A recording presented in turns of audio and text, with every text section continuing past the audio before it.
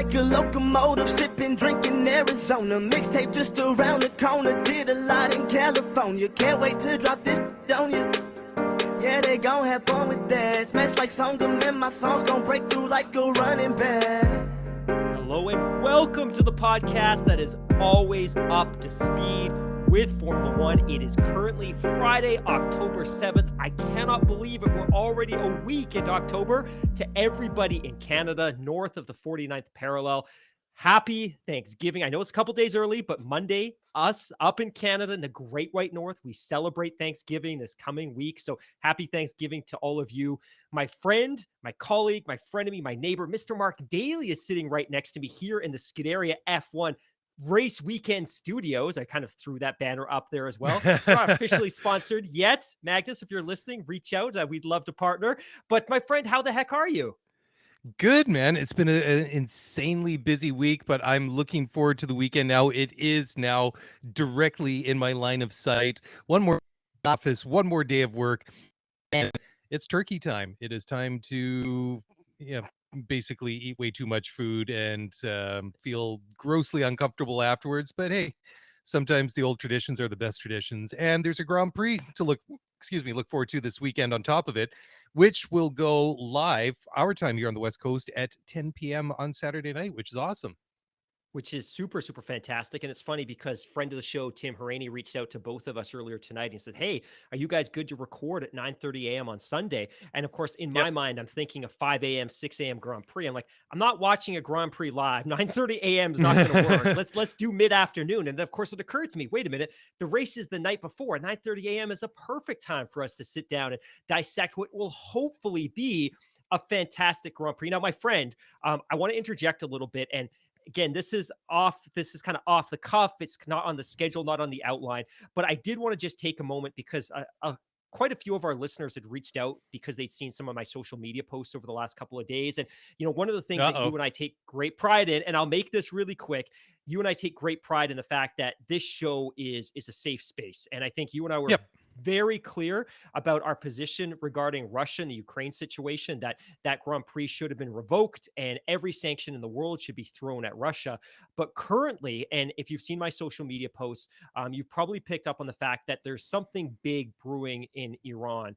And a couple of weeks ago, a young woman named Mahsa Amini was murdered by the government, murdered by the morality police, who are specifically designed to enforce Islamic values, including women's dress on the public. And it almost overnight ignited what is becoming a revolution. So in the country of Iran right now, there's this massive women's rights, human rights movement that is pushing to topple that government. And I think if you're a Democrat, if you're a Republican, if you're a Tory, if you're a liberal, if you're a conservative, whatever the case is, I think that's a government that nobody wants to have any business with and has been ultra repressive for many generations. So it's interesting to see. And if you're wondering why there's been so much of that on my social media, it's just because the entire Iranian diaspora, and I think women's rights activists and just progressives and conservatives globally are all relishing at the thought that maybe that tyrannical regime can be toppled and bring greater peace to that region of the world,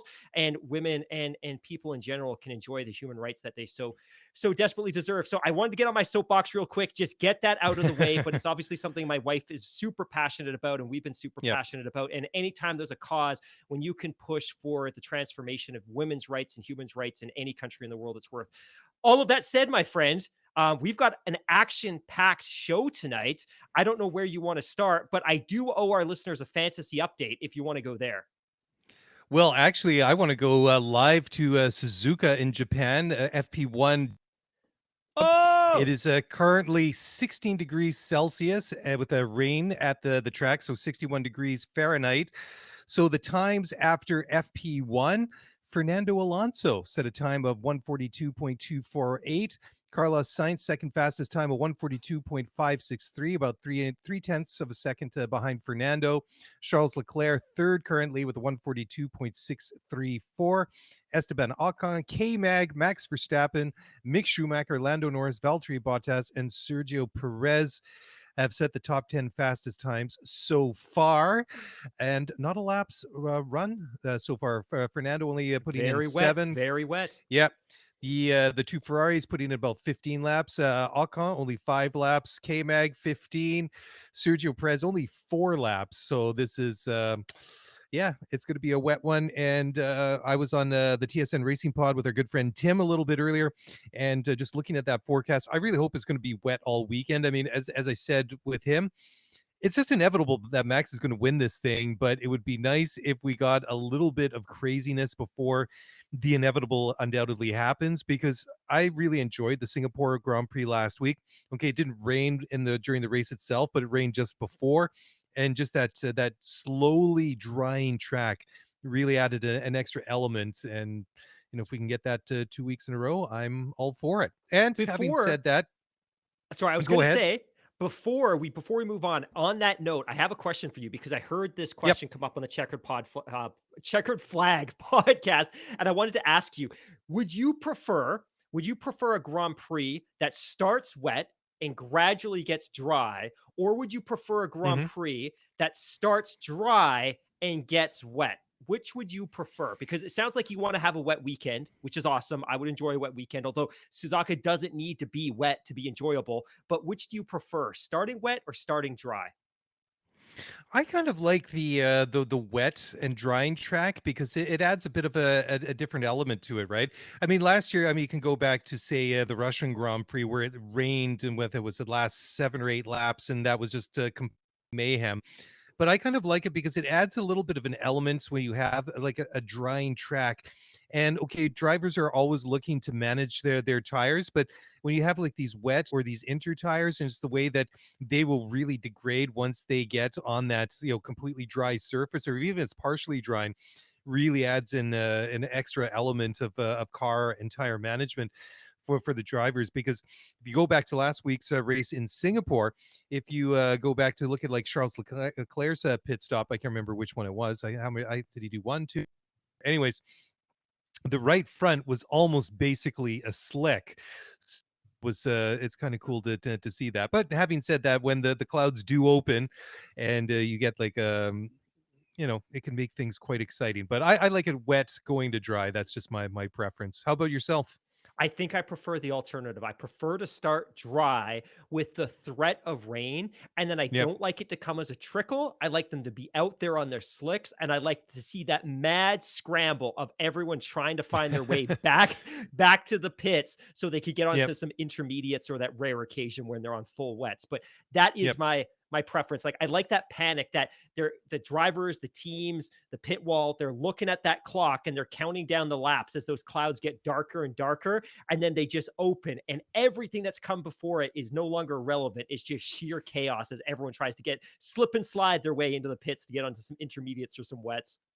Good times, absolutely. And as we sit here, we're about an hour and 33 minutes away from FP2.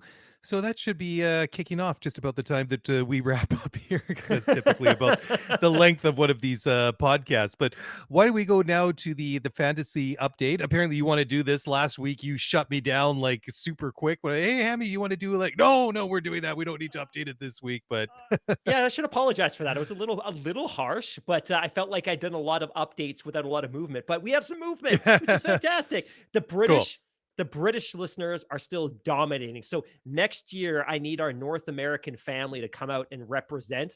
But currently, number 1 from the UK, Andrew T, 3,500 points. Number 2, Whitman R, 3,450, also from the UK. Number 3, Thaddeus F from the UK, 3,436 points. Number 4, Adam J from Canada, 3,424 points. Number 5, Marshall W from the big UK, 3,366 points. Number 6, Daffy A newcomer to the top 10, 3,346 points. Number 7 from Canada, the Great White North, Janko West, 3,345 points. Happy Thanksgiving, Janko. Number 8, Aaron K, who seems firmly fixed into the top 10, 3,314 points. Number 9, Ludwig Y, 3,312 points. And then another newcomer to the top 10 representing Yellow Racing, Radek W, 3,310 points. And my friend, right before we got started, you gave me some updates about the fact that we're finalizing some of the prizes for this competition. So good job, I would say, procuring some of the prizes.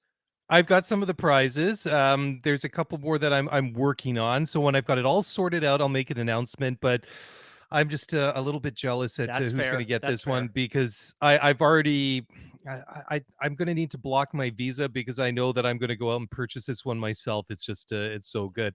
Okay, now time for a drivers championship update. Max Verstappen leading the way with 341 points ahead of Charles Leclerc from Ferrari with 237. Sergio Perez in the second Red Bull, only 2 points out of second the drivers championship. George Russell, the Mercedes driver, fourth with 203 points, 1 point ahead of Carlos Sainz. So 2 through 4 are very tight and could be very exciting going through these last 5 races. And then over on the constructor side, no real change there. Of course, Red Bull still on top with 576 points, Ferrari 439, Mercedes 373, McLaren 129, only 4 points ahead of Alpine, who have 125. So that could be a very interesting battle. I know it's kind of halfway down the pack there, but should Alpine leapfrog McLaren, they're going to take home a heck of a lot more prize money from the Constructors' Championship, and McLaren Mercedes are going to lose out on a heck of a lot of prize money. So that is a battle that we're going to definitely want to keep an eye on going down the last 5 races of the year. All right, so we're kind of slowly getting up to date here. So you've got a merch update. Why don't you give us the merch update then? Yeah, we've got a merch update. So, one, it looks like we might be getting our first samples within the next 3 or 4 weeks. We have a model Sweet. lined up to do a photo shoot. I'm very excited. And like I said, this is Oh, taking a while. stop. I'm doing it pro bono. Only because I've wanted nothing but the very best in terms of quality of apparel. And if we're going to sell something, Yeah. it was important to me that it be the best possible quality. So expect to see something probably by November. I don't know that we're going to be able to ship before Christmas and make this a great holiday gift for those loved ones in your family that love our show and love Formula One. But at the very latest, it should be arriving right before the beginning of winter testing. So it's coming. It's going to Cool. be awesome. I promise That's you. awesome. Looking forward to it. And then a race weekend promotion. Of course, we really love what Magnus and the team over at the Race Weekend are doing. You can check them out at theraceweekend.com, and that is RACEWKND.com, and put in our promo code ScuderiaPod, and you will get a discount off of that, and totally worth it. We don't promo a lot of things here, but we like what they do, so definitely go and check them out. It makes a great gift for the Formula One fan in your family with the holiday season just around the corner. And it seems really, really weird to be saying that because it doesn't seem like that long ago I was saying, man, I can't believe summer vacation is over, and I can't believe I'm saying, oh my God, we're into October already. It's Thanksgiving weekend, but such is life. Anyways, here we go. Next, this is a cool graphic that you pulled up here from GP Blog. The average age of Formula One drivers per decade, so per 10 years of Formula One.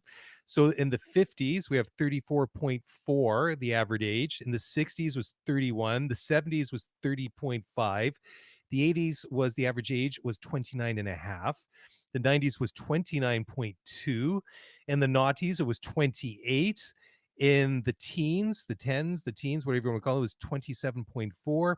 And in the 20s, the average age of the Formula One drivers on the grid, 27.5. So it has come down a lot in 75 years. That's very, very incredible. Seems to be averaging out, over the past 15, 20 years at about between 27 and 28 years old.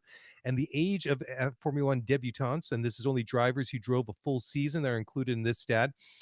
In 1972, the age of Formula One debutants was 30.3. 82 was 29. In 92, it was 22. In 2002, it was 25.4 years of age. In 2012, it was 22.5. And this year, back down to 22. So if you look at both of those graphics, obviously the trend is going towards younger drivers, which is very, very interesting. Okay. So, Hammy, moving right along, what everybody wants to talk about is finance and accounting and balance sheets and all these sorts of things. But this has been the big story of the last week or so, because at Singapore last weekend, there was news coming out that potentially two teams had breached the new cost cap. It was rumored to be Red Bull and Aston Martin. Both of them vehemently denied that. The FIA said that they were going to make an announcement. I guess it was yesterday, October 5th. That's come and gone. And they've updated it to say that is going to be now Monday, which is October 10th. They released a statement yesterday on Wednesday saying the FIA informs that the conclusion of the analysis of the 2021 financial submissions of the Formula One teams and the subsequent release of certificates of compliance to the financial regulations will not take place on Wednesday, 5 October. The analysis of financial submissions is a long and complex process that is ongoing and will be concluded to enable the release of the certificates on Monday, 10 October.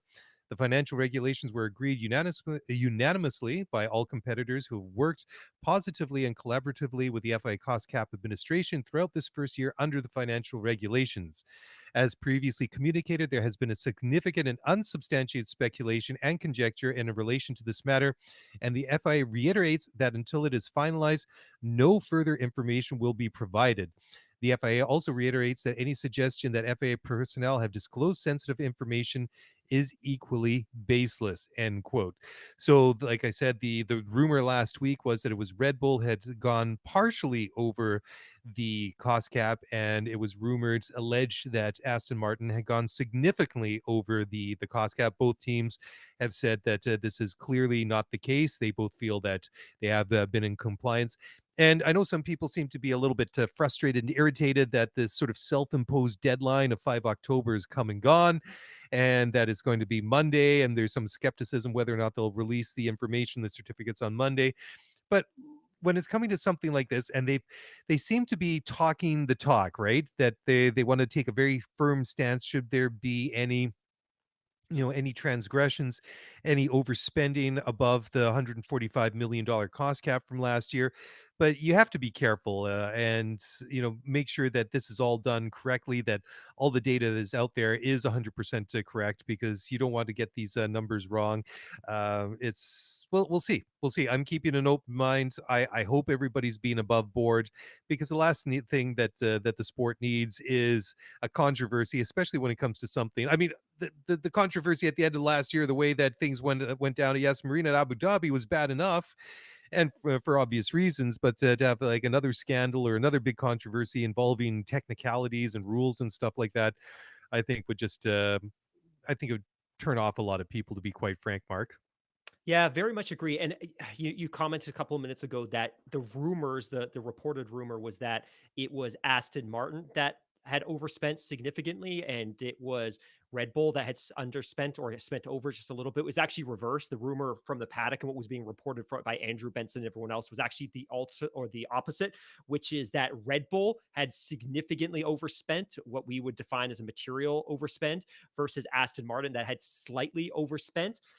This was a rumor that seemed to catch on like wildfire, really, like you said, over the last week, really picked up steam during the Singapore weekend. And it was not only so prevalent online and in social media, but a lot of the team principals, including Matteo Binotto and Toto Wolff, were being asked about this relentlessly in Singapore. And they were addressing the questions and expressing their concern that this had in fact happened. And they weren't naming names and they weren't naming teams, but they had very much acknowledged that there was an understanding or a belief or a sense within the paddock that maybe some teams had in fact overspent. And they had continued to reinforce that if that had in fact happened, that the absolute maximum penalty be applied. And of course, the inference here, especially from Ferrari and especially from Mercedes, being that if it was in fact Red Bull who had overspent, a material overspend, that they need to be punished. The challenge is this for me, a couple of things. One, I'm very curious as to where this information came from. If it is a leak, where did it come from? Did it come from one of the teams who made themselves know, because obviously they have internal auditors and they should have a general sense of their accounting status as they go through the year? Was it a team? Was it somebody within Formula One? Or was it somebody from one of these external auditors? I'm very, very, very curious, because the rumors that spread were very damaging to the sport. And from a social media and a general media perspective, this conversation overtook the world of Formula One last weekend. And of course, it was compounded by the outcome of the race and the amount of time it took the FIA to determine the outcome and the penalty for Sergio Perez. So it wasn't necessarily a good look in that sense. But this became the dominating story, and it kept building and building and building this week. And of course, Christian Horner was threatening legal action. And of course, he was on the defensive, and Helmut Marko was on the defensive, and Toto was on the offensive, and Matteo Binotto was on the offensive, and the drivers were getting involved. And it kind of built to yesterday. And I think you and I earlier this week, we were sitting here thinking that this entire podcast could be us dissecting the outcome of the cost cap certification process, which is when the teams are either given a certification or a certificate saying you adhere to the cost cap, or they're not. And if they're not, if they did not comply with the cost cap, what is the outcome going to be? So ultimately, we all sat here Wednesday feverishly refreshing Twitter and refreshing our computer, pressing F5, dying to get some information. And it actually took me back to that moment in the book, The Mechanic, where the whole team, the whole McLaren team, Oh, was right. sitting in the Yeah. garage refreshing their phones. And I'm sure that everyone in Formula One was. And one of the other things that was quite interesting was a team principal was actually asked last Sunday by a member of the media, like, how does the FIA actually deliver this to you? Like, how are you informed? How do you find out whether you were or weren't in compliance with the cost cap? And he actually didn't know. He's like, we actually have no idea how this information is going to be delivered to us. But the day went on and on and on. And at about 4:54 p.m. Time, 4:54 p.m. time, Paris time, I should say. And of course, Paris is relevant because that's where the FIA is based. They basically issued a statement that you just read, which is, hey, we're not actually ready to release this documentation today, the date that we announced. We're going to bump this back by 5 days. And of course, the entire internet just fell apart. Like, what the hell? Like, this is terrible. The FIA is garbage, blah, blah, blah, blah, blah. All of that to say, I totally do agree with you that accounting and financial accounting and forensic accounting audits are hugely, hugely complex. All of that to say, the FIA didn't need to announce this date, and they didn't have to wait until 6 minutes before 5 p.m. to announce they were bouncing it back 5 days. It wasn't particularly well handled from a PR perspective. And to be also totally honest, it's also a little bit insane that it takes 10 months to audit a championship, because of course the cost cap window that they're looking at is January 1st, 2021 to December 31st, 2021. So they're looking at that period. And again, I know this is very complex, but it shouldn't take 10 months. We're almost wrapping up the subsequent championship. I know, right? And I'm rambling, but all of that to say, the internet fell apart. And then of course it just further fueled this notion that something is amiss, and that something amiss became, well, ultimately, maybe Red Bull is guilty of a material overspend.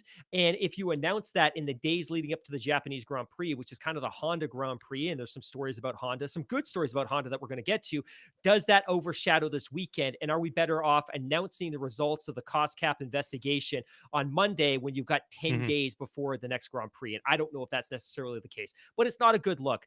All of that to say, Red Bull is full of incredibly, incredibly, incredibly smart people. And the reported rumor that they overspent the cap by $10 million, which would be a huge material overspend, to me seems astronomically impossible. If any team has committed a material overspend, there needs to be ramifications unlike anything we've seen before, whether it's Mercedes, Ferrari, Red Bull. They need to impose the maximum penalty possible, because everything about the 2020 Concord Agreement, and I know you're getting impatient and you keep looking at me like, Mark, wrap this up, but everything about the 2020 Concord Agreement, which was the first Concord Agreement that Liberty had brought into place, was about the financial infrastructure of the sport. So you had an updated technical regulations, you had updated sporting regulations, but you had this new financial regulations document. And the entire backbone of the financial regulations was all about creating, and I'm going to read here because I actually read the document earlier this week and it was pretty interesting. But if you look at it, the financial regulations themselves state this in their general principles 1.3.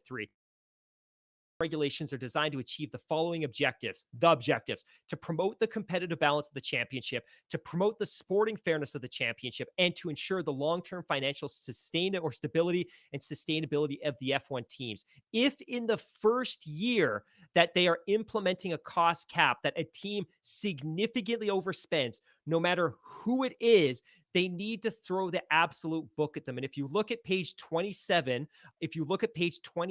of the financial regulations, they define a material sporting penalty. And again, a material sporting penalty in a circumstance where a team exceeds the cap by 5% of the following, any of the following. One, a deduction of constructors' championship points, which is largely meaningless in all things. I mean, it will impact potentially your prize money, but again, we all know that constructors' championships aren't as valuable as drivers' championship. But one, deduction of constructors' points. Number two, deduction of drivers' championships points. Number three, suspension from one or more stages of a competition, meaning, hey, you're going to be disqualified from a race or multiple races. Limitations on the ability to conduct aerodynamic or other testing, so limitations on your R&D going forward. Suspension from an entire competition or competitions, so being disqualified from the previous championship or possibly this championship. Exclusion from the championship or reduction of the cost cap going forward. The issue here, and I very much agree with the team principals that have been speaking out about this, is that it needs to be a maximum penalty.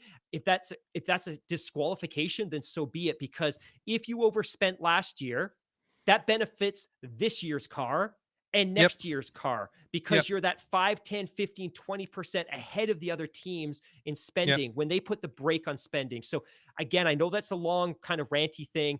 I don't care who it is. If anyone overspent, apply the maximum penalty. But I'm not jumping on this bandwagon that a specific team did. I just think it's an awfully bad look that these rumors were swirling and the FIA had the opportunity to put an end to the rumors and then delayed the release of the cost cap certificates by 5 days. Yeah, it's interesting, right? And I'm inclined to take Christian Horner at his word for the time being. I mean, we don't have any concrete or public information to contradict him otherwise. He had to say, quote, "No, I mean, I'm absolutely confident in our submission. It's been through a process. It went in March in terms of being signed off fully by our auditors, who are obviously one of the big three, and we believe that we're comfortably within the cap. So the FIA are following their process. We expect, hopefully, and potentially this week, not just to hear just for us, but for all the teams, the outcome of this process."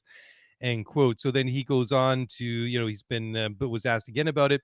He follows up his previous comment by saying, quote, "What I said absolutely stands.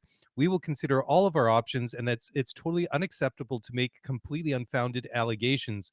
And what is the basis of what knowledge? Where is the source of the information? This is a confidential submission between the team and the FIA. I have no idea of the compliance of any of our rivals. So where does this information supposedly come from?" End quote. Yeah. So is it just something that somebody, sneakily said without any material otherwise? Is this a whistleblower from the inside, which would be a little bit shocking, to be quite honest? I mean, if somebody's been circumvented or overspent on the cost cap, it's the process should root that out, right? So, excuse me, we will see what happens going forward. And let me ask you a question, because we sit here, it's currently Friday, October 7th. We're not going to know really. And again, the FIA could move that date. It's a moving target. Maybe we don't know till Wednesday or Friday or maybe the following week. But ultimately, if they release those cost cap certificates and they hand one to Aston Martin that you complied, and they hand one over to Red Bull and they've complied, I think we need to take a deep, hard look at the media that was reporting this story so aggressively, because it turned the world of F1 on its head for an entire week. And here we are 30, 40 minutes into this podcast, and we're still talking about the subject. And to be clear, we've never reported this. We're just collecting kind of the common themes and the common stories from the world of F1. And this story has absolutely dominated. But I put the question to you, my friend. One, if in fact these stories aren't accurate, how should the media, or can the media, be held accountable for reporting the story so heavily? And if the rumors were accurate, how do we hold those teams that breach the cost cap accountable?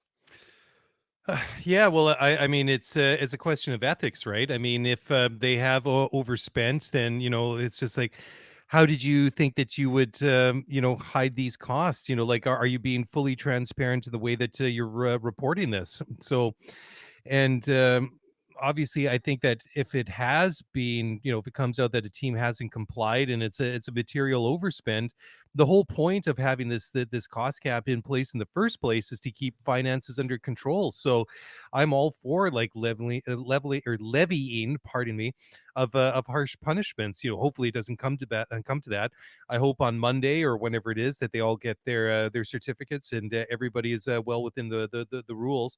But it's interesting too, like the whole discussion of like the way that this is really reverberated around the F1 sphere over the past several days. I mean, these rumors that Aston Martin and Red Bull are overspending based on what, and Yeah, again, if the exactly, you know exactly. if the media is reporting this and based on ether and speculation, I find that like a bit of an ethical dilemma. I mean, I wouldn't, come on this show and report that, oh, I think Team X is overspent because reasons, right? I just Yeah. find that irresponsible. I mean, I could see like a whistleblower standing up and saying, like all the teams get their certificates, and then whistleblower comes back and say, well, hey, wait a minute, Team X got their certificate, but I saw the documents and it clearly wasn't the case. So there's something rotten going on with the whole process, and that needs to be looked into. It seems like it would be a weird time for a whistleblower to come out and make these allegations. Not that there has been, but that we know of before that the numbers have really been released. So I'm pretty skeptical as to the original source material for this for the time being. I'm just going to sit back and wait and see what is released on Monday or Wednesday next week, whatever it is. But I just want them to do their due diligence, go over everything, and just get it right the first time. And if at that point that there's an issue, if somebody's exceeded the cost cap, deal with them, punish them, and then let's move on, right? What do you think would be what do you think would be more damaging to the sport? Because I keep playing this scenario over and over in my head, and I'm glad we can sit here and kind of have an honest conversation about this. But Yeah. imagine a team is identified as having a material overspend. And again, this reported rumor that Red Bull overspent by $10 million. They are an I find it hard to organization. believe. Me too. It's not $10 million on a budget cap of $1 billion. It's $10 million on a budget cap of $145 million. Like Hmm. that would just be obscene. That is somebody with a corporate credit card that is just running rampant through the supply chain without Hmm. any oversight whatsoever. Like I cannot. Has there been some minor overspends? I'm going to be certain of it. I'm certain, especially in the first year. But for Red Bull, a team that is so sophisticated and so advanced in so many different ways, to have overspent by $10 million. Now, if they have, and I shouldn't say they because this is all just a rumor, but if any team does have a material overspend, to me, I think, and it's going to be horrible. Like, I think the backlash is going to be terrible that, hey, look, Hmm. a team has been disqualified from the 2021 championship, but it's almost better to do that and take it on the chin than to identify that a team does have a material overspend and just do some token punishment. Like, I just think in the first year of all years, they need to be crystal clear and just reset Yeah. expectations that this can Yeah. never happen Yeah. again. Yeah, and to that, I think that you can split that even a little bit further. It's like, is this materially overspend? What was it intentional? Is there any Yeah, deviousness great behind it? point. Great. Was it just And then, ignorance and or is it, negligence? yeah, is it, yeah, or is it just the blunder of the biggest proportions? Regardless, I think that they should be punished, whoever they might be, in either case. I mean, if there's something devious, if there's some sort of naughty machinations going on behind the scenes to try and sneak around the cost cap by millions of dollars potentially, then they should be hit with like the hardest possible punishment. But if it's unintentional and it's more of a systemic thing that their checks and balances are out of whack, sure, you should be punished as harshly as well. But you know that's more of a procedural thing rather than something more devious. And then if it's a minor overspend, then yeah, that should be dealt with too. But if we're talking, say, 500 grand or something relatively yeah, not that $500,000 is trivial, but a small amount in the grand scheme of things. That's worth, a punishment as well. But on the order of magnitude, compared to like a potentially bigger, massive overspend, then I think maybe dock them a couple of points from their their constructors championship standings from the year before, whatever it is, right? Yeah, in the spirit of, and I very much agree with everything that you're saying, and I'd never really made that consideration or processed that consideration that there's a distinct difference between a team just being negligent with the way that they manage their accounting and a team specifically intentionally engineering a way to try to circumvent the cost cap, and they just Yeah. got caught by a forensic auditor. But I go back to the financial regulations, and let's be clear too, like in the spirit of that great email that Marshall sent us last weekend, the Hmm. cost cap isn't something that the FIA imposed on Formula One. This was a construct that was the design of Liberty because they wanted to increase the valuation of the teams, Yep. increase competitive, like sporting competitiveness, blah, blah, blah, blah, blah. So I'm not here to blame the FIA for creating this document. This is a mechanism that was developed at the request of Liberty and the F1 teams. But I go back to the documentation, and again, I read and I quote, a material sporting penalty, comma, meaning one or more of the following. And I list those things I said a couple of minutes ago: deduction of constructors' points, deduction of drivers' points. It gives the FIA an awfully wide berth here that, hey, there could be a team that did overspend by $10 million, and their penalty could just be a deduction in constructors points. And ultimately, maybe it's still worth the penalty because their car was so technologically advanced and they were able to build in some engineering advancements versus the rest of the competition that will benefit them this year and next year. And maybe it was worth writing off some points. So all of that to say, I don't like how ambiguous the penalty is. And again, if you're going to have a minor sporting penalty and a material sporting penalty, you just Hmm. need to be crystal clear about what that penalty is. And there's just so much runway here for them to interpret this in different ways. It's funny too. I was just thinking that, if you could see like a scenario for like the devious, like overspend, like trying to find a way to dodge the system and spend whatever you want and find a way to bury it in the book somewhere. And then also like the reckless spending, like there's no tomorrow, like there's no checks and balances, that you just Yeah. keep racking up costs. I can totally see that happening in Formula One, especially like in prior eras. I mean, especially when like tobacco sponsorship ruled the sport. I mean, they were literally Right. spending whatever the hell they wanted to, because I mean, the sponsorship money in that era was basically endless, right? And then I can also see, and this isn't levied towards or directed towards any team, obviously, but we all know that they try to find ways around like the technical regulations. So why not? But try and find a way around the cost cap. But that just Great seems point. it Great it it point. it just seems to me that that seems very, very risky, especially with the positioning that the FIA is taking, saying that that any guilty parties will be punished to the fullest extent of the the punishments available to us. It seems too risky this time around. It seems like there's some real teeth into this desire to enforce punishment. What did you think when you were reading that FIA statement earlier? The final sentences that I quote, the FIA also reiterates that any suggestion that FIA personnel have disclosed sensitive information is equally baseless. It seems very defensive that It does, an doesn't it, right? organization of that size would address a rumor. If it's a rumor, it's a rumor. Just disprove it when you release the certificates. But maybe the rumor is correct and they're just trying to be defensive in terms of where that information came from. That, hey, actually the reporting was accurate, there was a material and a minor overspend by two of the teams, but Yep. that news sure didn't come from the FIA.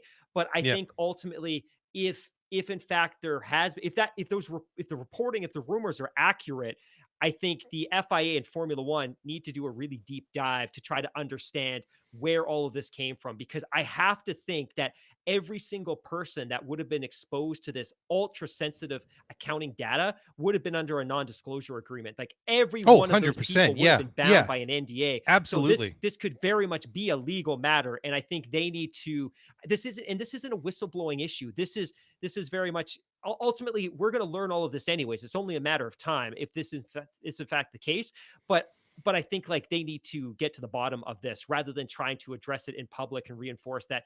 The FIA also reiterates that any suggestion that FIA personnel have disclosed sensitive information is equally baseless. Like, how do you know that? I don't know that you yet do.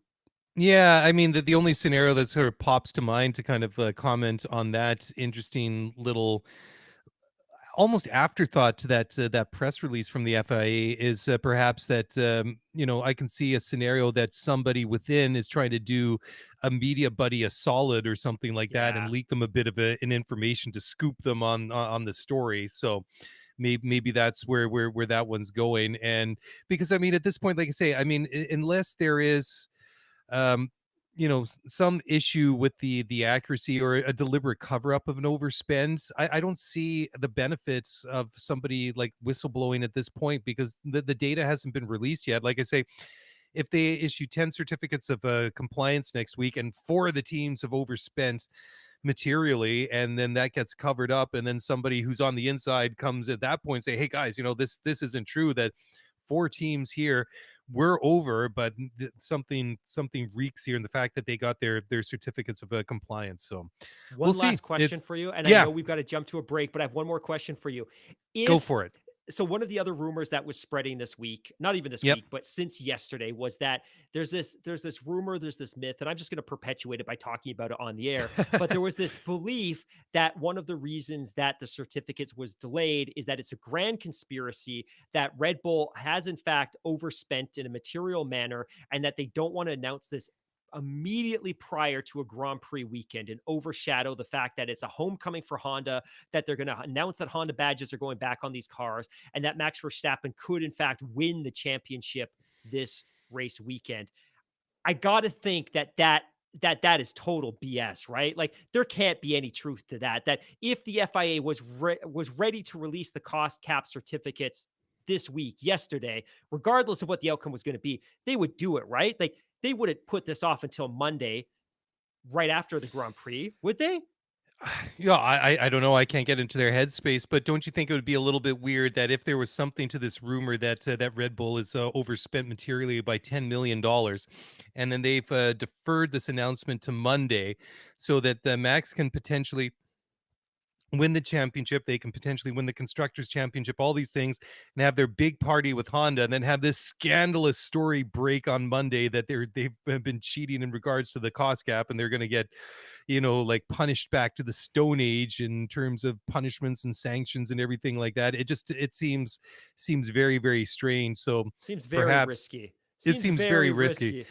So Yeah. here's one last question. If in fact they announce the cost cap certificates on Monday and a team does have a material overspend, would you be willing to jump on and do a 15-minute fast reaction podcast with me Monday night?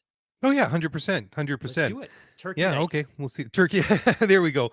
Well, we'll unbutton our, slightly tight clothing, and, maybe switch to the sweatpants with the expandable waists. Maybe I'm that's already in the way to sweatpants, go. man. I'm way ahead of you. Me too. Me too. And I guess that's a little bit of TMI for everybody listening at home. Okay, let's take a bit of a break here. We'll come back in a moment, and we'll talk about some other news items making the rounds. So we'll do that just a moment. So don't go away. We'll be right back.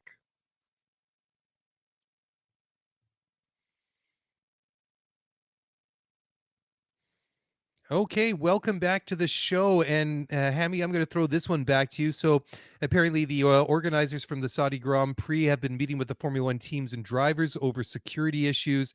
And this is about some of the rather shocking things that happened in and around Jeddah this past year.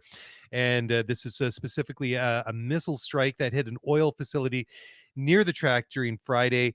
And this was claimed by the Houthis rebels in Yemen, who supposedly fired the missile, hit this oil refinery.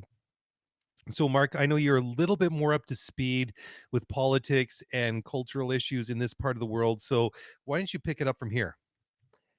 You and I, we talked about this quite a bit, and it's hard to believe that it feels like on the one hand that this championship is moving very quickly, but on the other hand, that moment in political history happened just this year. I guess it would have been back on March 27th or whatever that Grand Prix was. But just as a quick refresher, during the Grand Prix weekend, missiles or a missile rained down on an oil refinery complex that's within visible eyesight of the Grand Yep. Prix circuit, which is right on the coast. And of course, there was this fierce debate about whether this Grand Prix weekend should go ahead. And I think the big bosses from Formula One, Liberty, and the FIA, and the security personnel and the security officials from the state, from the city, from the Kingdom of Saudi Arabia approached the drivers. And after lengthy deliberation, I feel like the drivers were ultimately convinced that it should go ahead. And again, I love Jeddah. I love that event. I love that track. I think it does a lot to, again, you can clearly make that argument about sport washing, and I totally agree that that is a valid concept. But at the same Yep. time, I think Yep. bringing somebody like Lewis Hamilton and Sebastian Vettel to these countries, and exposing them to the demographic and the population, and exposing the population to them and some of their socially progressive messages, I think all of this can be a good thing. But I was still very, very surprised, and I think you were, that if we flash back to that period, that Grand Prix went ahead. So ultimately, I think the officials, from both the race organizer, from Liberty, from the FIA, and from the city, and from the state of the Kingdom of Saudi Arabia, I think they're trying to get in front of this message with the drivers again, and try to relay the message that certain very specific, exceptional processes are being implemented and put into place to ensure that there couldn't be a repeat of what we saw last year. And I don't know that that can ever be guaranteed. I don't think you can ever guarantee safety, but the Mhm. Kingdom of Saudi Arabia is itself an incredibly secure country. And I think obviously what we've seen was an exception, but there's nothing whatsoever to guarantee that it couldn't happen again. And I think ultimately what the kingdom is trying to sell to the drivers, and sell to the teams and the mechanics, etc., is that they've implemented some additional security measures. And I don't know what that necessarily looks like, whether it's satellite, whether it's radar, but some mechanisms to try and prevent that from ever happening again. But Mhm. yeah, to me, I'm still surprised. And again, I have nothing but love for the city of Jeddah and the people that live there. I think it's a very modern, very progressive city, but I was still very surprised that that race went ahead earlier this year. Yeah, it was it was a bit frightening to say the least, when you're trying to hold a Formula One race, and in the background you see oil refineries getting hit by missile strikes and like that.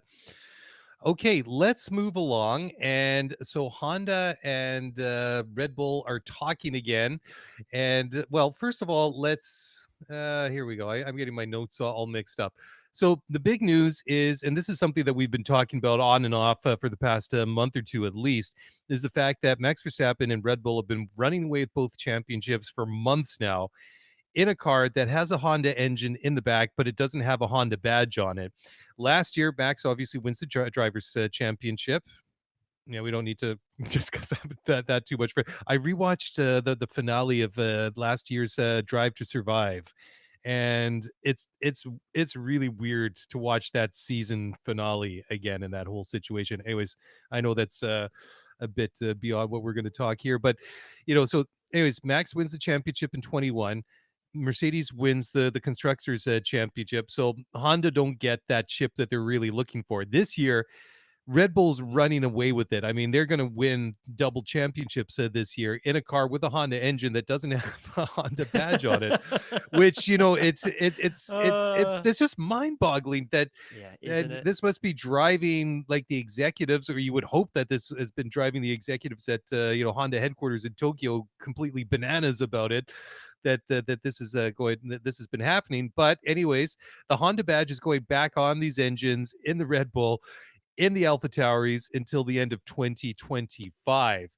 So, they're going to announce this. It's going on. It's happening again as of this weekend. And of course, Max could take the championship this weekend. I'm not exactly sure how many more races that Red Bull mathematically need to seal up the constructors, but it's got to be pretty close to being a done deal as well. I mean, they're miles ahead of everyone else in the championship. I mean, Ferrari would have to have like, you know, ones and twos all the way the rest of the season, and the Red Bull's not finishing the points. I mean, it's literally one of those crazy mathematical scenarios, I'm sure. But well, what do you think about this, Hammy? Is this It's weird, right? But it seems Such it's a fitting. bizarre story. So let's look at the timeline here. 10 years ago, Red Bull is winning championships with Renault. The Yep. relationship is absolute garbage. And despite the fact that the technical partnership is working in terms of the results on the track, the material, the professional relationship doesn't exist. We go into 13, 14. Red Bull is demanding Mercedes engines. Mercedes is refusing to supply them. We get to 2018. AlphaTauri makes the switch to Honda, and then 2019, Red Bull, the bigger sister team, the bigger brother team, whatever you want to call it, makes the switch as well. And then midway through 2020, actually, I think you and I may have done the podcast together. So later in 2020, Mhm. Honda announces that they're going to exit the sport at the end of 2021. So we are expecting that the end of 2020 or 2021, Honda is gone. And of course, the big splash, the big news was that Red Bull is going to take on their IP and start building all the engines in Milton Keynes using basically Honda's blueprints. And that simultaneously, in parallel, they're going to start developing their own 2026 power units by themselves. So they're going to continue building the current engine using Honda's blueprints, but they're going to simultaneously build and start developing the 2026 power unit. That doesn't happen. And ultimately, what ends up happening is Red Bull does start their powertrains division, Red Bull Powertrains, but all they're working on is the 2026 power unit. Meanwhile, they sign a contract with Honda, HRC, that HRC will provide Red Bull with power units for 2022, 23, 24, and 25. So effectively, Honda's become a contractor and is feeding them power units with virtually zero credit, with the exception of that one HRC badge on Yep. the Yep. on the engine cover. In the meantime, the media speculation is running wild that Porsche is going to buy a 50% stake in Red Bull and effectively become their engine supplier. That deal seems set in stone. We talked here about the fact that we expected that to be announced in Austria. It Yep. didn't That's right. happen. Meanwhile, Porsche is submitting paperwork and filing for copyrights. And then a couple of weeks ago, we discover that the Porsche Red Bull agreement is completely off the table. And now it's reported that Porsche may not enter Formula One at all. And hence, that window starts creeping open for Honda to make a surprise re-entry into the sport. And right now it's going to come because, like you said, the HRC badge is going to go on the nose of the cars, and they're going to get a bigger Honda badge on the back of the car where the engine cover is, at least reportedly. I think most of our listeners will have been able to see this because free practice 1, 2, and 3 are going to happen. They'll be on the cars now through 2025. So there's now this official partnership. And then the bigger story is what happens with 2026. And what we know is Red Bull's making a lot of progress with the internal combustion engine for 2026. They haven't made a lot of progress with the electrical system, hence the opening for Honda.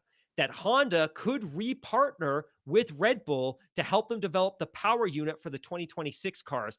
And the thought is that Honda could sell to their board the idea of providing all of the electrical components, the MGUK, the battery store, the electrical components and the electrical systems and the computer systems for that power unit. So now there's this significant opportunity for Honda not only reemerge now, but to remain in the sport from 2026 and beyond, which is just crazy because 2 months ago, it was a foregone conclusion that Honda was gone after 25 and that Porsche was coming in. Now it looks like Porsche is not coming and Honda could be coming back in. Such a fascinating story. Yes, but it could get even more fascinating or weirder. But apparently, that another car company's name is now being thrown into the Ooh. mix, and this is one that I don't think anybody typically associates with Formula One. But you got Honda's back in the picture, Porsche's out of the picture, and now apparently Hyundai is potentially looking at an entry into Formula One. I mean, can it get any weirder? Absolutely fascinating. It's funny I know, because right? the first rumors of Hyundai joining the sport go back 20 years to 2002, right around the time they were working on setting up the Korean Grand Prix. And I don't think Hyundai was in any position to supply a team at that point, although the rumors were pretty strong. They certainly didn't have the technological sophistication. They certainly do now, and I would be very surprised if they didn't make a move. And this has been reported now for a couple of weeks that one, there was a Korean manufacturer, which presumably would be Hyundai, and that there was an American manufacturer looking to line up a bid to become a power unit supplier as well. So super, super fascinating. But it's funny, that story that you refer to, interested Red Bull engine, Hyundai instead of Porsche. There was a comment in that Reddit thread where it said Hyundai is an interesting way of spelling Honda, and I got such a kick out of that. But lots to talk about, even in the offseason. Even though this championship is largely wrapped up, it doesn't mean there's lots for us to talk about. Well, that's part of the fun about Formula One, right? That typically there's Yeah. always something interesting kind of like bubbling up to the surface. I mean, the thing that's interesting about Hyundai is apparently that they've been considering an entry into Formula One for a very long time. They're competing quite successfully in a World Rally Championship and also in touring cars. So who knows? And apparently Ford might have expressed an interest as well. What with the big boom that we're seeing in the United States with Formula One and the interest that's really growing leaps and bounds week over week, month over month, that's not beyond the realm of possibility at this moment. And Ford obviously has a connection with Formula One in the past, so who knows? We could see one or more, or maybe none of these manufacturers get involved. So keep watching or listening to this space. Anyways, Max Verstappen did say should they win the championship, it would make it extra special this weekend in Japan, and obviously so. I mean, for a number of reasons. It's the first Japanese Grand Prix since 2019, and obviously Honda's a Japanese manufacturer, and it's just the stars are aligning for like a big celebration and a big party. But we'll get to the race preview in a couple of minutes here, and you can understand why they'd be excited to win it this weekend. But I'm sure that there's 18 other cars and 9 other teams that are going to try and do something about it. And although that Max will still probably win the championship and Red Bull will win the constructors, the other teams are going to try and offset that and ruin that party as long as they possibly can. Daily, can I please do the hype beast story? Please, can I do the hype beast yes, story? by all means. Yes, by all means. awesome. I have been waiting 5 years to reference a hype beast news story on a Formula One podcast, and my time has arrived. So to everyone at home that has any interest in popular culture and popular fashion, Hypebeast reported, and this actually collection did go live at 6 a.m. Pacific time today, but Lewis Hamilton and Japanese artist Takashi Murakami have dropped a limited collaboration through Lewis's own clothing line, Plus 44. I'm a huge fan of Takashi Murakami. I have his work. I have his clothes. I have a big print hanging up at our house. This was super exciting. The only disappointing part was I actually didn't like the clothing lineup at all, and I'm not convinced the quality is particularly good. But if you're interested in pop culture, if you're interested in hip hop, if you're interested in music, if you're interested in Japanese culture, I would highly encourage you to check this out. Track down Lewis Hamilton's Plus 44 website. I checked right before the show, the entire run of clothing. He's got some t-shirts. I think there's a black hoodie. There's a jacket as well. All of it's still fully in stock at all the different sizes. Pricing's okay. It's nothing crazy, but super, super cool to check out, but just kind of speaks to Lewis's kind of pop culture reach globally. So I thought that was pretty cool. Absolutely. Shall we stick with the pop culture theme for the time being before we get back to racing? Yes. Okay.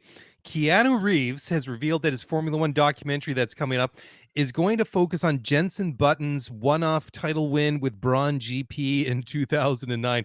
I cannot wait for this. That was an iconic, amazing season. It was great to see Jenson win that title way back in the day, and I'm looking forward to seeing like the full story and a lot of behind-the-scenes footage. I think this is going to be really, really cool. Do you know why I feel like such a fool? Last week on our podcast, I actually specifically talked about the fact that I would love nothing more than to see a 10-part Netflix series about the Braun GP 2009 season. I already knew this was coming and I completely forgot. So somebody had kindly reminded me that, hey, idiot, you know, hopefully about not too this. kindly. You know about this. So Jensen's super excited. I think it's going to be a 4-part series that's going to debut on Apple TV Plus or Apple TV. I don't know what it's called, but I'm super excited about this, and I'm super keen to see how something that's being produced and partially, I think, directed by Keanu Reeves will shape up. But again, I can't get enough of that season. That to me is one of the most fascinating seasons in the history of Formula One, an absolute textbook definition of a Cinderella story, but super excited about that. And when it does come out, I know you and I will be talking a lot about it on the show. Oh, 100%. I'm just looking at a picture of that Braun GP car, and it's an absolute beauty. But interesting too, the notes that I have said that it's going to air on Disney Plus. So I guess we'll have Disney to Plus, Plus. awesome. Yeah. Yeah, so we'll take a look and just we'll confirm that once we have some more Even better. information. So I pay for that one. absolutely, a couple more stories here before we get into the race preview. So Christian Horner, team principal at Red Bull, says, "quote It would be a massive shame if we lost the W Series," and this comes in the wake of some reports that have been floating around that the this women's racing series is potentially in trouble and might disappear. Its CEO Catherine Von Muir has said that the series is experiencing a cash shortfall, as that some promised income that was supposed to come from an investor has not materialized, and they will know by the end of next week whether or not the final couple of races in at the Circuit of Americas in a couple of weeks, and then at Mexico City will actually be able to go ahead. Anyways, Christian Horner had to say, "quote It would be a massive shame if we lost the W Series. I think it's been a great thing to get girls racing at championships that spoke to women, so it would be hugely disappointing if it were to disappear. Hopefully that won't be the case. I think there's an awful lot of interest in more diversity, not just within Formula One, but within motorsport. And I think the W Series has been a really positive advocate of that. So hopefully a sensible solution can be found for the future, and it's something we continue to follow with great interest," end quote. So that's followed up by McLaren's Andreas Seidel that said he'd only seen rumors in the media about the W Series problems. And he said, "quote For sure, for F1 as well as an F1 community, we have an obligation to make sure that we keep supporting the junior categories," these end quote. So we'll see if they can be convinced to put their money where their mouth is. If they do have an issue with the W Series disappearing or having some sort of issues funding the final rounds of the year. But I would be incredibly disappointed if this series were to fold. The Stop. thing that Full I would point. be frustrated, and I totally agree with you, and I know you and I have talked offline so much about the W Series and how important it is for the industry of motorsport, and to Yep. provide a reason, an incentive, motivation for young girls to get involved with karting and motorsports. That there's an outlet and an avenue where they can take their talent, which should hopefully boost their career and help them get into Formula 3 and Formula 2. The reason this is so frustrating for me, man, is the answer is so clear. The W Series is in desperate need of an investor. There is a multi-billion dollar organization called Liberty and Mm-hmm. Formula One that should just buy the W Series and pump money into it endlessly. One, because it's the right thing to do. Two, because it's the right thing to do. And three, because it's the right thing to do. They have the financial resources to do this. It's a Yep. struggling series. And let me just be very clear. No motorsport series makes money from the jump. It is incredibly difficult to make any motor series profitable, let alone a new one, especially one in the lower categories. But Formula One has the financial wherewithal, they have the marketing resources, they have the expertise, and they have the bandwidth and the partnerships with all of the different TV networks. Plus, they have the F1 TV Pro app. Like, it just makes perfect sense from a synergy perspective. Mm-hmm. Plus, it's a competitive junior series. And again, if you want to continue to expand your base and make the sport compelling and interesting for everybody, why not buy the W Series, pump money into it, make it a great series, and then hopefully you can start turning some of these talented young W Series drivers into talented young F2 and F3 drivers. It seems so obvious to me that Liberty should just buy this or become the investor that it needs to Mm-hmm. continue to sustain and grow. So anyways, sorry, my rant's over. Well, it would be completely in line with hashtag We Races One, but who Yes, knows? We'll see, right? exactly. Yeah. Exactly, my friend. Yeah. Yeah. Exactly. Okay, so final news story before we move into the race preview. So apparently Ricciardo is actually in talks now with Mercedes to become their reserve driver for next season. I guess he's hoping that perhaps Lewis Hamilton is on the cusp of retiring, but according to Toto Wolff, Lewis probably has another good 5 years left in him. So, this is still so weird, man. Like to go from to be in this space right now, to be talking about Ricciardo in a reserve driver role for next year, or maybe not even Formula One at all, is just I find it just so peculiar. It just I just can't wrap my mind around it. But yeah, if he's going there, like I say, to because Lewis might be leaving, that's probably not a good not a good enough reason, because I mean Lewis just doesn't show any sign of slowing down. And look at Fernando. I mean, he's kind of like busted that myth that the older you get, that you slow down. I mean, he's still proving that he's got it at what, 42. So I mean, Lewis, I mean, he's in the same category, might be in his late 30s, but he's still kicking butt out there each and every week. Okay, let's take a look now at the upcoming Japanese Grand Prix. The first time that we've been at Suzuka in a couple of years. So this is a 53 lap race, a race distance of 307.5 kilometers. Circuit length is 5.8 kilometers. Lap record was set by Lewis Hamilton. And let's see, what is that in 2019? His time was 1:30.983. So if you see the FP1 times, they're about 12, 13 seconds slower than Lewis's lap record. And since 2019, it has been all Mercedes. Sorry, since 2014, it has been all Mercedes. Of course, we haven't raced there in a couple of years.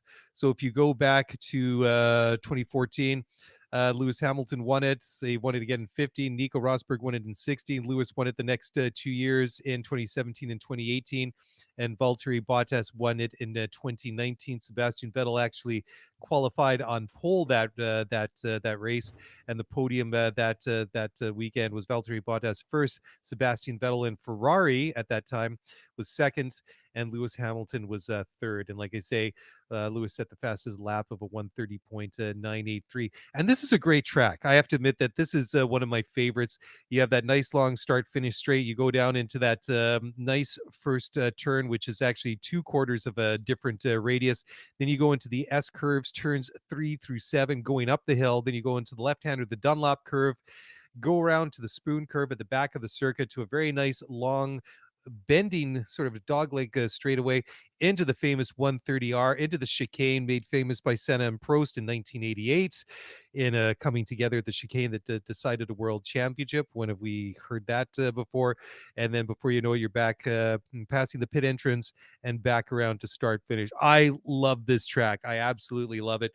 I've been, well, I mean, there's been so many tracks that we've missed over the past couple of years, obviously due to COVID, but it's great to see some of these ones coming back onto the calendar again, and I've missed it a lot. It will be interesting to see whether or not, Red Bull are strong this weekend. Max was kind of like downplaying expectations a little bit.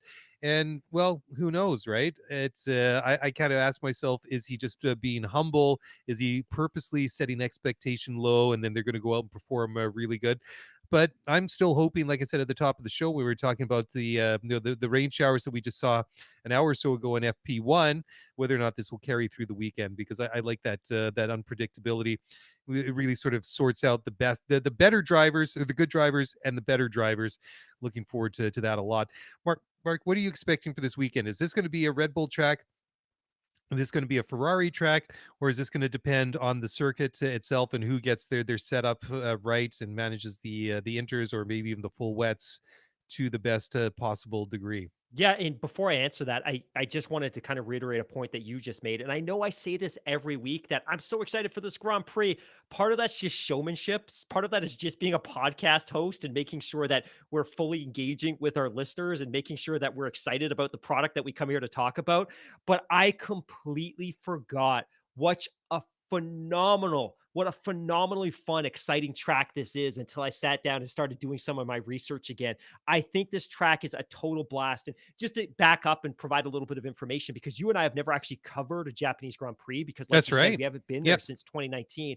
But this was a track that was designed in the 50s, built in the 60s. It hosted the 1963 and 1964 Japanese Grand Prix. There wasn't a Japanese Grand Prix there again until 74 and then 76. And then it was run there consistently from 87 to 2006, and then from 2009 until present, of course, with the COVID break. In 2007 and 2008, it was at Fuji, which is a Toyota-owned track. This is a Honda-owned track. So when we talk about this being a homecoming for Honda, it's not just because this track is in Japan, but also because this is a track that historically has been owned by Honda. In fact, it was designed originally as a Honda test track. It's one of only 2 FIA grade 1 tracks in the entire world with an overpass, which is both neat, but also oddly terrifying when we talk so much about safety in Formula One. It's terrifying that that's permissible, but I will accept it for this Grand Prix as an exception.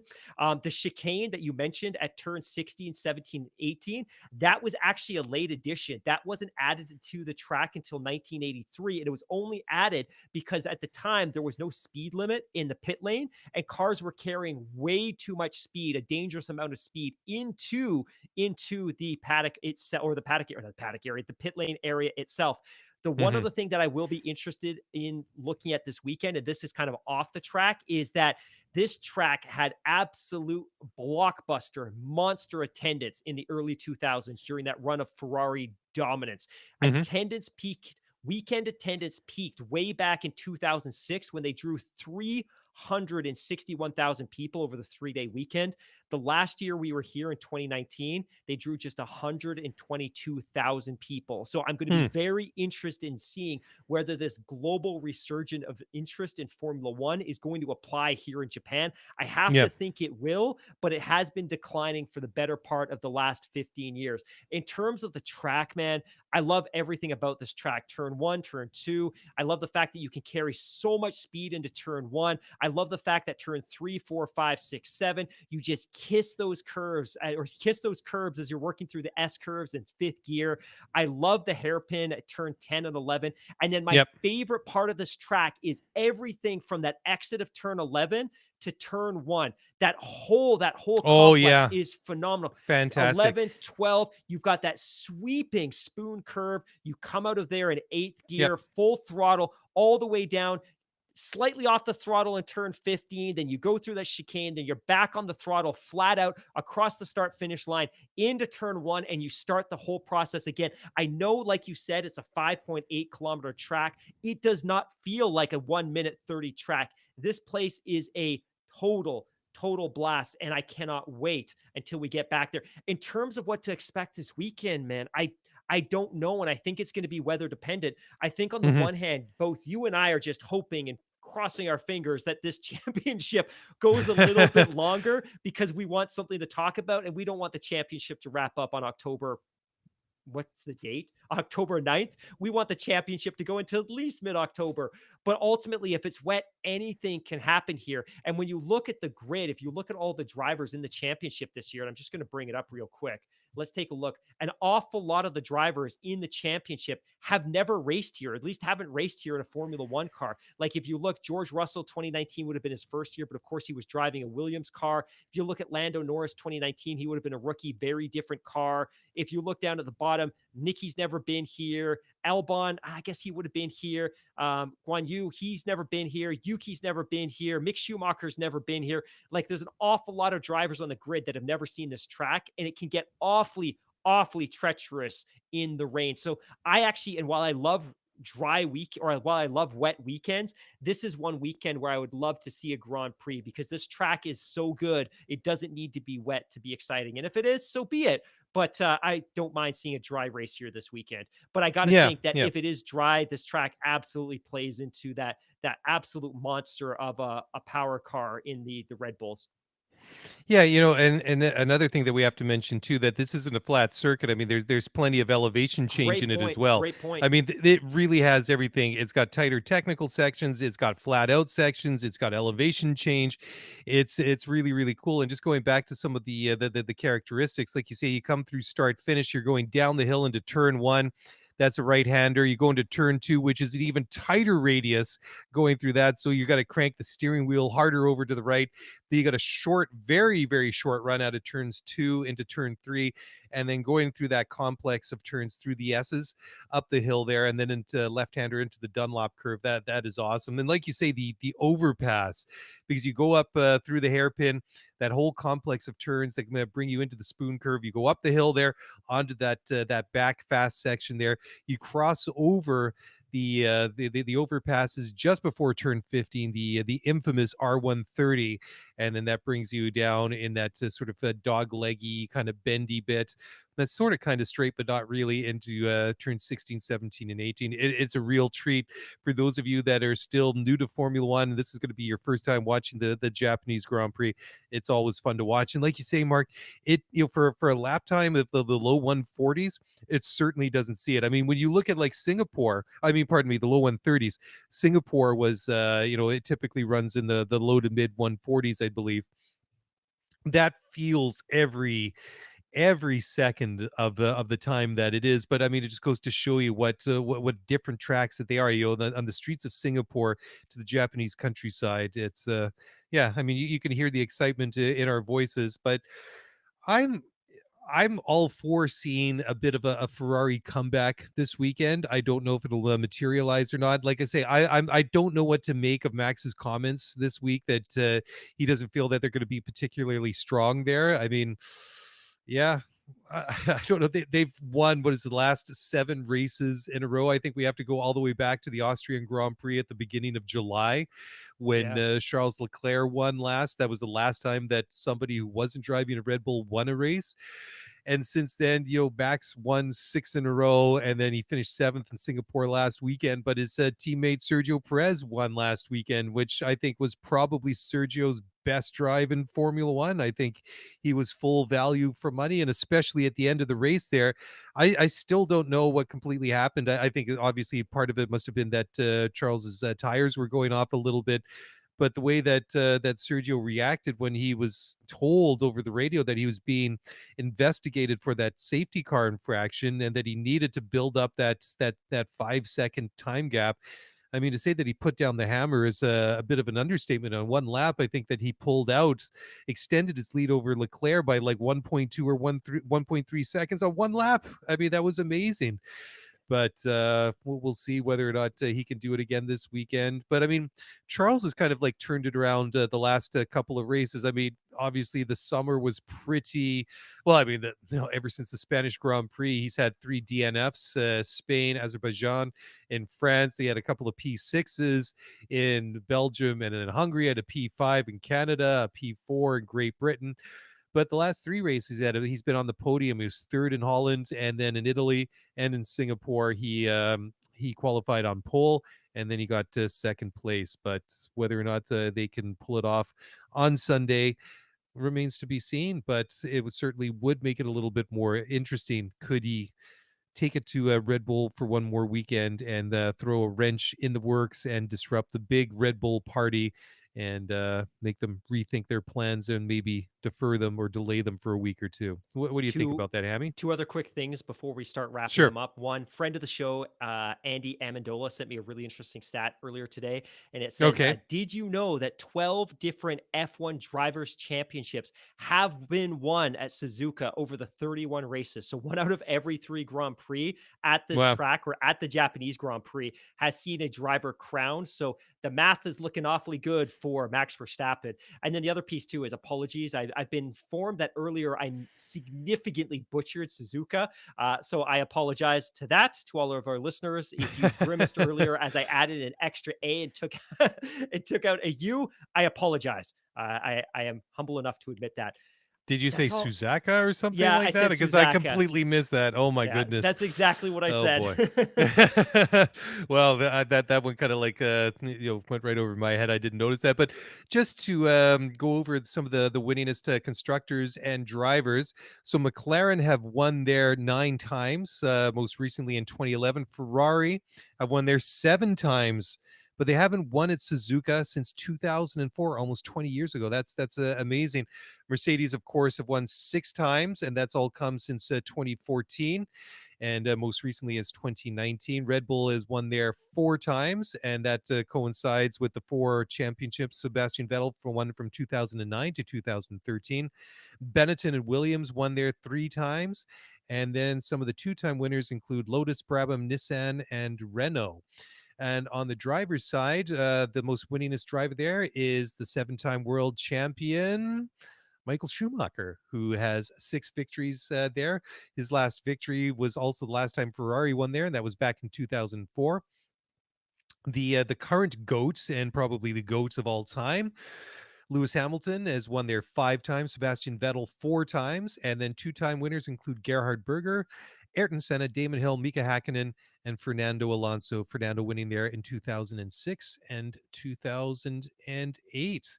So there you go. So enjoy this one. It's going to be coming on the TV here on the West Coast at a pretty agreeable time at 10 p.m. Pacific Saturday night. That will be 1 a.m. Eastern time. So, my East Coast friends, it's a Saturday. If you're up in Canada, it's a long weekend. So why not stay up and enjoy one live? Hammy, you got anything else to say to everybody before we sign off? You always have something. The only thing I have to say to our listeners is that if you're still listening to this podcast here on October the 7th of a championship that has not been great, it's been okay, but it hasn't been great. We appreciate and love all of you. And if you could take 100%. 2 minutes, if you could take 2 minutes to jump on Spotify and give us a rating, or to jump onto Apple Podcasts and give us a rating and a review, I promise you, those ratings and those reviews mean the world to both of us, and we read and share every single one of them. But it just means a lot to the show as well, because in terms of moving the needle, in terms of exposure and all those kind of things, it's just one of those things that actually moves the needle. It's kind of like steroids for the show. So if you could give us a rating or a review, would love it if you could do that. Other than that, to everyone in Canada, happy Thanksgiving. 100%. And if it's time to make apologies and mea culpas and things like that, I have to say sorry to Connie, who's been sitting watching the live stream on YouTube. And I referred to Abu Dhabi a couple of times, Connie being a big fan of Lewis Hamilton. She says it's a triggering event for her. So I apologize, Connie. I haven't been doing that to upset you on purpose, but I kind of brought it up just in context of the conversation. Anyways, guys, enjoy the race. Everybody up here in Canada, happy Thanksgiving. Everybody else, have a great weekend. And we'll talk to you on Sunday. Show will come out a little bit earlier than usual. And we'll join by Mr. Tim Harani from the TSN Racing Pod to break down all the action from the Japanese Grand Prix. Until then, sayonara. See you Saturday. See you Sunday. Bye for now.